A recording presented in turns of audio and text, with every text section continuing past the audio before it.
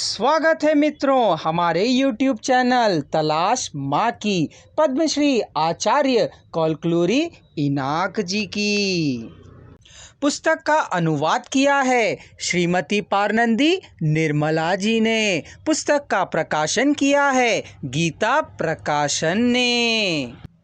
क्या अब भी दिखाई नहीं देती थी? नहीं कह मैं नहीं सच सकती हूँ।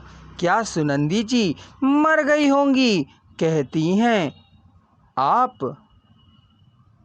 बेचारी जीवित रहने पर भी मुझे आनंद होगा दौरा जी। उस परिस्थितियों में वह माँ बनी या नहीं, प्रसव आसानी से हुआ या मुश्किल से, पैदा हुई संतान बालक था या बालिका, यह सब सोचकर मुझे दुख उमड़ कर हो आता है दौरा जी। कहती हुई सीता अचानक रो पड़ी।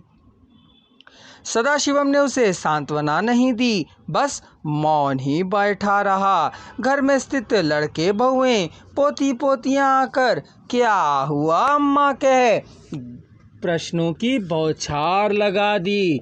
कुछ नहीं हुआ है कह सीता ने अपने आंसू पोंछे। सदाशिवम का हृदय तब तक ही पत्थर का सा हो गया था, अतः बैठ ना पाकर उठ खड़ा हुआ। सीता भी कुर्सी से उठ गई थी।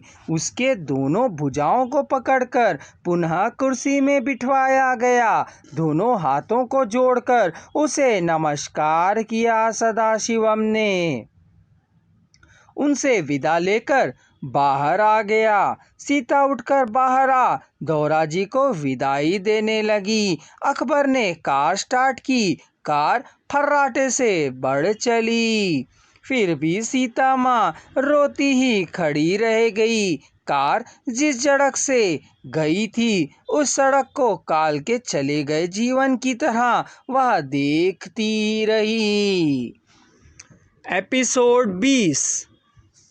डाइनिंग टेबल के पास स्थित डिनर पूरा हुआ। सदाशिवम दौरा जी फुर्सत से बैठे थे। भोजन करने के बाद कोमली चली गई थी अपने घर को, यानी कि अपने माता पिता के घर को।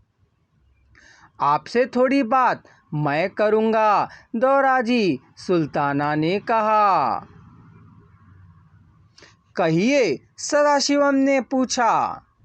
कोमली चली गई है, अब आप सवेरे तक अकेले ही हैं। ठीक कहा आपने दौरा जी, आपके माता पिता नहीं हैं क्या? माँ कहीं है कहीं पर पिताजी की मृत्यु हो गई है। आपकी माता राजमाता के मंदिर में नहीं है, घर में आप अकेले हैं। जी हाँ, संस्थान विषय से आप सर्वस्वतंत्र है। आप 30 साल के हो गए हैं। अब आप अपनी स्वेच्छा से कोई भी निर्णय ले सकते हैं। सच ही है, आप अपने पिता की तरह ना होकर किसी भी स्त्री से संबंध ना रखकर अखंड ब्रह्मचर्य का पालन कर रहे हैं। आपको कैसे पता?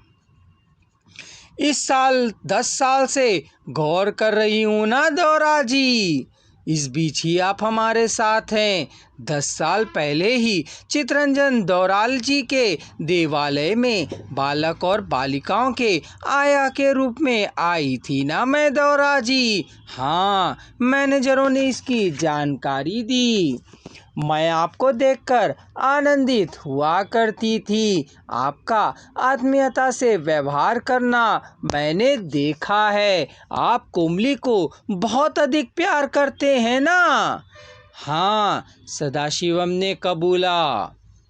वह और अधिक दीक्षा से आपसे प्यार कर रही है। 8-10 साल से आप पर ही भरोसा रखे हुए है। उससे विवाह करना न्याय है ना? न्याय ही है। मेरी माता को न्याय मिलने पर उसके साथ मैं विवाह निश्चिंत होकर करूँगा। वह बहुत देर की बात ही है ना दौरा जी।